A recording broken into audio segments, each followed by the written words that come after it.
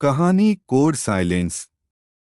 वर्ष 2023 बेंगलोर के एक पुराने मोहल्ले के कोने में एक छोटी सी फ्लैट में रहता था ईशान मिश्रा। 17 वर्षीय यह लड़का सुन और बोल नहीं सकता था। उसके पिता सेना में थे, लेकिन एक माओवादी हमले में शहीद हो गए। अब उसकी माँ विभा ही उसका पूरा संसार थीं। वह एक सरकारी अस्पताल में नर्स थीं और दिन रात काम करती ताकि बेटे को अच्छा जीवन दे सकें।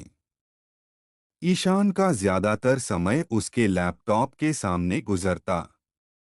उसे बचपन से इलेक्ट्रॉनिक्स और प्रोग्रामिंग से लगाव था। वो बोल नहीं सकता था, लेकिन मशीनों से बात करता था, कोड की भाषा में। स्कूल में बच्चे उसका मजाक उड़ाते, देखो रोबोट लड़का आ गया। लेकिन ईशान चुप रहता। उसकी आंखों में एक चिंगारी थी, कुछ बड़ा करने की। एक दिन स्कूल की कंप्यूटर लैब में एक साइबर अटैक हुआ। कोई हैकर पूरे नेटवर्क को हैक कर चुका था। टीचर्स घबरा गए, लेकिन अगले दिन किसी ने गुपचुप तरीके से पूरे सिस्टम को ठीक कर दिया और एक नोट छोड़ा, साइलेंस भी बोलता है। किसी को नहीं पता चला यह किसने किया, लेकिन विभा को उस रात बेटे के चेहरे पर एक अलग चमक दिखी। बिना कुछ कहे भी उसने सब कुछ कह दिया था। कुछ हफ्तों बाद ईशान को एक गुप्त मेल आया, एक फोल्डर जिसमें एन्क्रिप्टेड कोड और एक लाइन लिखी थी, तुम्हारा दिमाग खतरनाक है, लेकिन क्या तुम मुझे पकड़ सकते हो? शहर के कुछ अहम सरकारी सर्वर हैक हो चुके थे। सीआईडी साइबर सेल सब फेल हो चुके थे। मीडिया में चर्चा थी, भारत के खिलाफ डिजिटल युद्ध छिड़ चुका है। ईशान समझ गया, यह कोई साधारण हैकर नहीं था। लेकिन सवाल यह था, उसे ईशान का मेल कैसे पता चला? अगले दिन एक कोडिंग प्रतियोगिता में एक अजीब व्यक्ति ईशान के स्टॉल पर आया। लंबा कद, आंखों में आईने जैसा ठंडापन और हाथ में एक पेपर।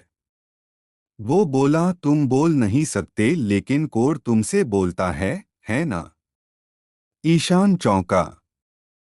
आदमी ने फोल्डर में से एक एन्क्रिप्टेड कोड निकाला और बोला, अगर इसे 5 मिनट में डिक्रिप्ट कर दिया तो मैं तुम्हारा मेंटर बनूंगा, वरना भूल जाओ कि तुम्हें कभी पहचान मिलेगी। ईशान ने बिना झिझके लैपटॉप खोला। 4 मिनट 46 सेकंड में वह कोड खुल गया।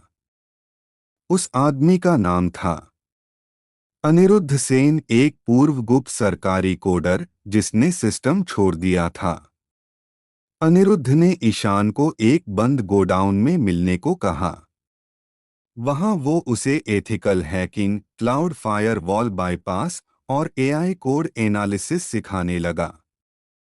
लेकिन उसने एक बात छिपाई, मिस्टर रेड उसका पुराना शिष्य था, जो अब बेकाबू हो चुका था।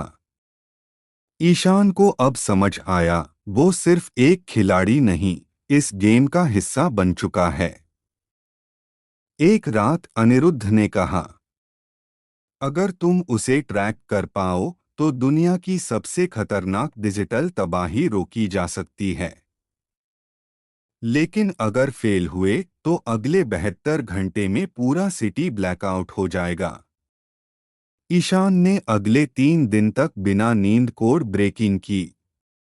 उसने एक पुराना सीसीटीवी क्लिप एक्सेस किया, जहां मिस्टर रेड का चेहरा धुंधला था, लेकिन उसकी चलने की चाल ईशान को जानी पहचानी लगी। वो वापस अनिरुद्ध के पास गया और स्क्रीन पर मिस्टर रेड की स्लो मोशन चाल को दिखाया। ईशान ने अपने कैमरे से खुद की पुरानी फुटेज निकाली, उसकी चाल ठीक वैसी ही थी। एक खौफनाक सच्चाई सामने आई। मिस्टर रेड अनिरुद्ध का जुड़वा भाई था, जो बचपन में गायब हो गया था और अब सिस्टम से बदला ले रहा था। ईशान ने मिस्टर रेड का सर्वर ढूंढ निकाला, एक पुरानी फैक्ट्री में छिपा हुआ। लेकिन बोल नहीं सकने के कारण वह सुरक्षा को नहीं समझा पा रहा था। उसने एक डिजिटल ट्रैप बनाया, खुद को सर्वर से कनेक्ट किया और एक कोड इनपुट किया। Code victory 01। सर्वर लॉक हो गया। स्क्रीन पर फ्लैश हुआ, system breached by the silent coder. Mister red पकड़ा गया। 1 महीने बाद राष्ट्रपति ने ईशान को डिजिटल वीरता पदक दिया। जब मंच पर उसे बुलाया गया, पूरा हॉल तालियों से गूंज उठा।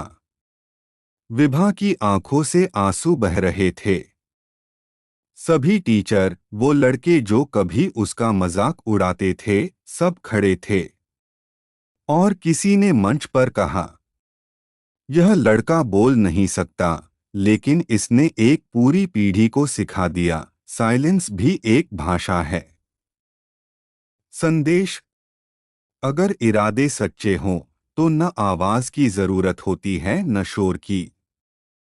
सिर्फ कर्म और साहस काफी होते हैं। दोस्तों, अगर आपको यह कहानी पसंद आई हो तो कृपया इसे लाइक करें और अपने दोस्तों के साथ शेयर करें। अगर आप ऐसी ही कर्म और साहस भरी प्रेरक कहानियों को सुनना चाहते हैं तो हमारे चैनल को सब्सक्राइब करें और बेल आइकन दबाना ना भूलें, ताकि हमारी नई कहानियां आप तक सबसे पहले पहुंच सके।